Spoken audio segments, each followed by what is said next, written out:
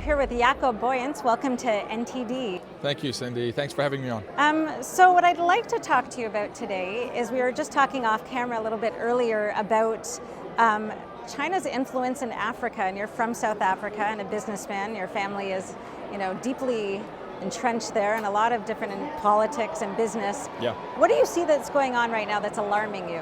Look, China has put their sights on Africa for the better part of a decade now, right? And they come with the bird in hand, what I call, they go to an African nation, many of them, who are under duress, but has mineral resource underground. And they will come with serious cash. China is willing to go into debt and really bring a solution to an African leader in return for them pledging their natural resources, should they not be able to pay the debt, which we know they can't, because the infrastructure is not there in the country to mine the resource responsibly, to monetize it responsibly. So it's a divisive ploy by China, but it's not just an economic one. It's huge economic, it's a strategic one, because the continent of Africa globally is a very strategic geolocation and geopolitical and location for defense. If you understand, Central Africa has been radicalized, right? If you can take a foothold in Central Africa, Northern Africa as China, claiming resources, which means complete submission from that nation, their military, setting up, Chinese, military bases on Africa, this is the play. Unfortunately, the African leaders don't have a lot of options. So I was going to say, are they going in eyes wide open? They know what it's going to be, but they're attracted to the money. They like the offer, and they do it without looking too far in the future. Do they know what the future is, and they don't mind so much? China's no, they don't really. Them. They don't really know the future. Africa historically, it's very. Look at the animal kingdom in Africa. That's really how politics are run. It's very in the moment. It's very survival mode for the public, but also the leadership. Their decisions are very erratic across the board. Right? They'll pivot left, right, aggressively. Even a country like South Africa, where I'm from, right, which is a first world nation, is really the leader in Africa. You've got Africa in Egypt. Everything in between is struggling. Decisions are erratic, filtered through and influenced by external forces, which today is China. China has a chokehold on Africa for a reason. And look, it's a continent with incredible resource, financial resource, mineral resource, right? And so it's a dangerous game. It's bait and switch, no question. The Chinese government comes in, they know what they're doing. They know they're holding them basically ransom. They know these countries cannot pay. I mean, technically they should be able to, but they know the infrastructure and the management is never there to settle the debt. So you're here and you're working with the US government to try to, yes. To try to do what? To try to stabilize Africa, to start building bridges and coalitions between the US government and African nations, to get some African nations with former Congressman, Dave Bratt, for instance, to say, look, can we get 10, 12, 15 African nations, African presidents to make a commitment to true democracy and say, look, we're going to responsibly treat our resource, which is our number one asset other than people, right? Responsibly treated with some direction from the United States and form a coalition to say we're going to block China. So Africa. If China's coming in with big dollars and they need big dollars, yep. Is America coming in with the same offer? How are you convincing these leaders? Look, we are America. We'll never play that tactic. Our country will never come in and use those kind of dirty tactics. There's other ways to do it, though. The resource is there. If there was no resource, we'd have a problem. It's really about management. It's about true democracy. It's about morality. Coming in and say, hey, we'll walk with you as leadership to leadership and guide you through how to clean up your administration, how to restructure your government, how to restructure your resource network, how to responsibly mine, source, manufacture, export, your resource, and you can be 100% self-sustaining. There's not a single African nation that cannot be 100% self-sustaining, right? But they don't have the infrastructure historically. It's passed down normally from son to son. It's a democracy, but it's a dictatorship. If you look at what Joseph Kabila did in the DRC, there's so many resources there, sold out to China. His military sold out to terrorist groups and terrorist cells because it's quick cash to the top structure and the people suffer. So from an American point of view, come in and really partner. Open up some new lines of trade. Open up some new, cross-continental technology.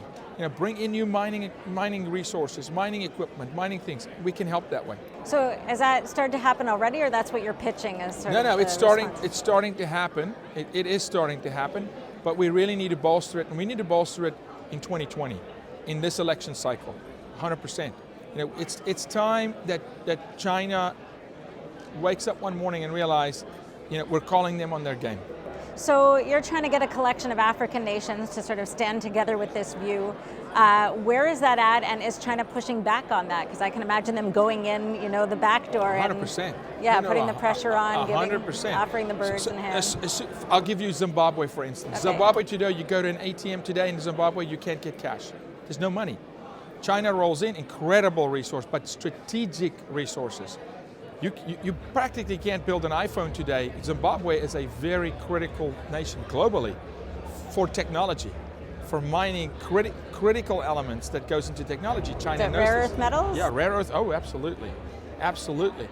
But it's completely disfranchised, completely unorganized. So yes, China puts incredible pressure on those kind of nations. We do need to up the tempo and the pace at which we work, right? But this will have an effect on the U.S. for sure.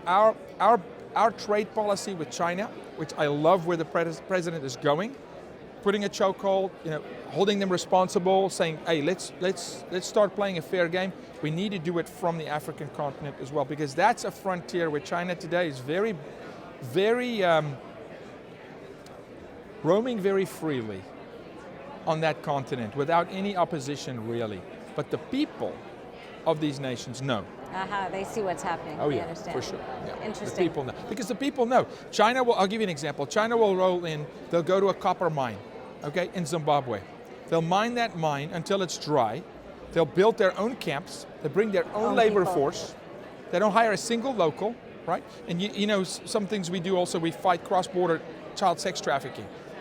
They'll traffic children in there. When they're done with the research, they'll leave a ghost city. They did nothing for the infrastructure. They did nothing for small business. They did nothing for education. That's not the American way. That's the Chinese way. Right. It's self-serving, 100%. So it's literally like the movies we see where we jump to a planet to go take its resource and leave, right?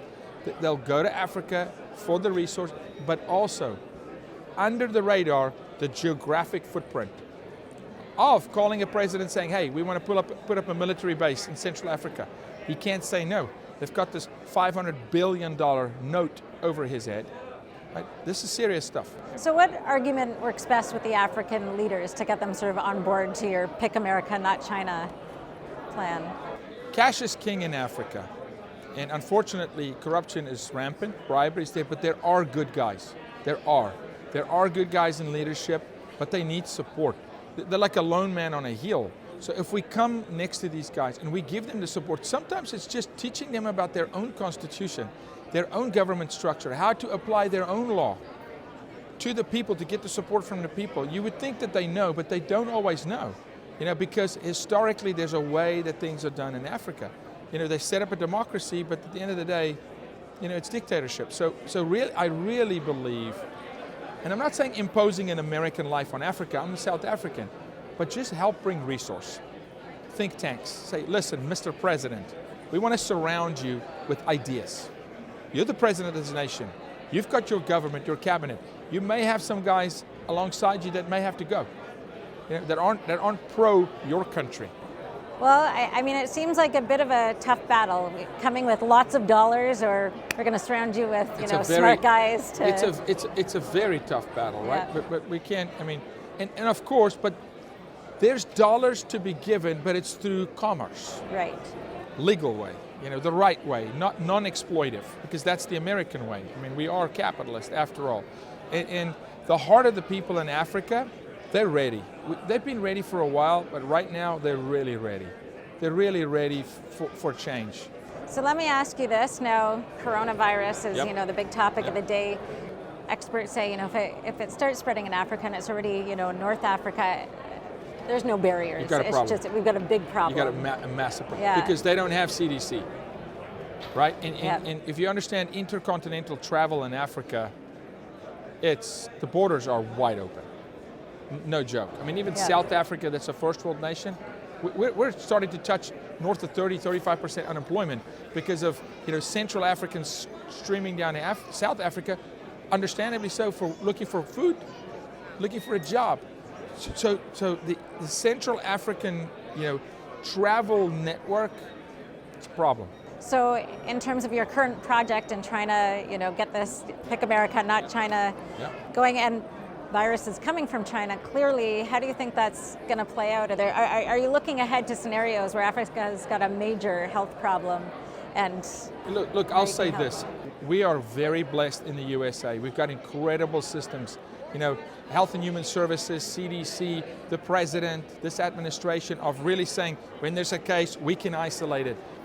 The critical, we're ready. You don't have that in Africa. You're going to have people like the United Nations. The governments are going to scream for somebody to come help. It's more important for the US to start really aggressively telling these leaders, you need to secure your country. You need to secure your borders. This is not just about the American borders. Every nation around the world should be able to contain to protect, contain to defend, contain to isolate an issue like Corona and go, hey, we at least know how we can quickly contain it. And you don't do that without borders, whether it's a border around your house, whether it's walls in a hospital, or borders around a nation. Now, unfortunately, Africa is not focused. There's no focus on border security at all, which makes something like Corona a big problem. In the US, I think we're good, we're strong. I really do. I'm not concerned in the United States with Corona. Doesn't mean we need to be vigilant, but I really think our administration, but in Africa, it's a problem. And the concern, I was there last week. I was in Africa last week. And are they awake to the There's a concern. Yeah. The people are, now I won't say this, you also have to understand, Africa deals with this kind of stuff daily. Ebola, West Nile virus. West Nile, right. Still in Africa today, the number one death is by hippo. Hippo. Second is crocodile.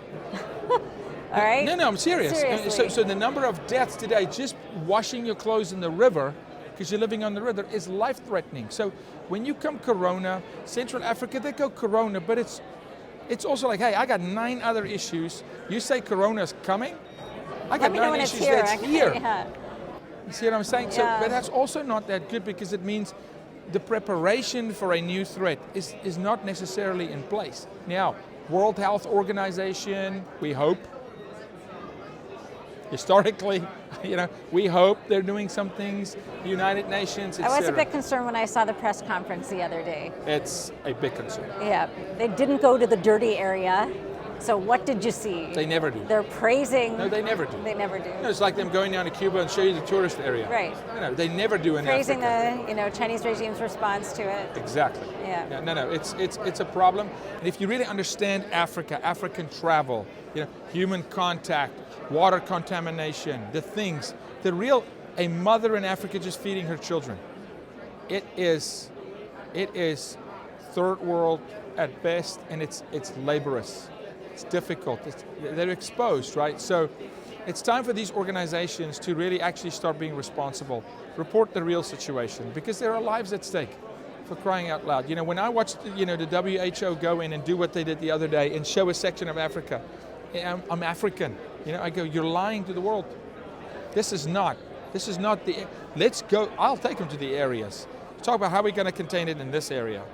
Oh, you're not talking about this area, right? So remember, it's a big continent, over 1 billion, 1.2 billion people, beautiful people, amazing people that deserve better leadership. Yeah. Right, well, very interesting to talk with you. It'd be good to catch up again later when things Thank you. developing. Appreciate you. Thank you. Bye-bye.